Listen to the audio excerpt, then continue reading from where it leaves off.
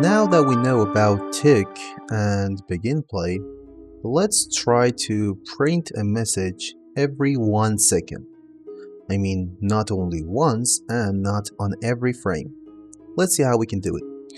The first thing that you have to know about is custom events. So, what are events? Let me create a custom event and show you what each one means. So, when you create custom, you see this add custom event, and it will automatically create a custom event for you, which you can name it whatever you like. I name it print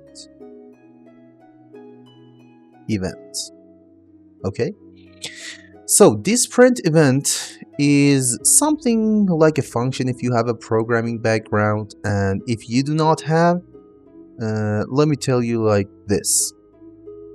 You call the computer or the engine, do this event, and it goes, okay, what should I do when you tell me do this event? And that's the logic we implement here. For example, here we tell it that go and print in a string here, print string here, and then say event happened.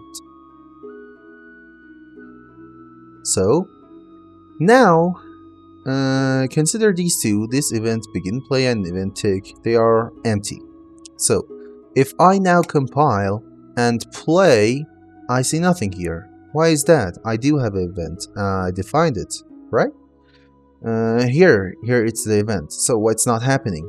It's because we did not call that event. So if you want an event to happen, you should call it. So if I call it here, it will happen only once. So let's try that. Print event. And let's play. As you can see, it says event happened, right? So if I do it here instead of there, let me delete this one and let's print event here. When we compile it, it happens on every frame, right? So what I need to do is to make it happen on every second, okay?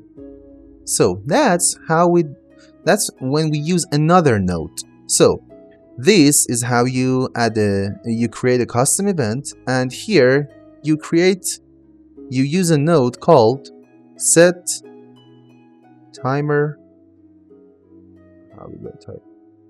by event. And what this function actually does, what this node actually does is that it will start a timer based on a given event. So how do we do it? We can connect this one to the event that we want, like this. Let me bring this one down here and bring these two up a little bit closer so we can see it clearly. Now I set a timer by this event. So it says, okay, what is the event that I'm going to set timer for? I say the event that I connected with this red line.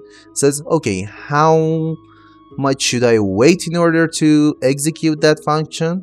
It says, you know what?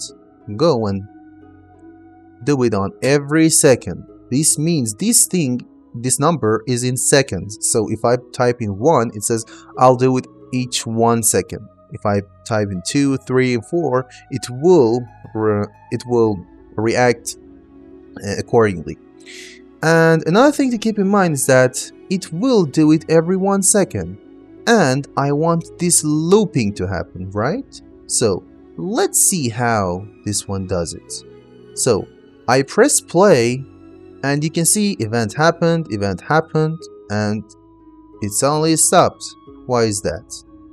It's because it's not stopping.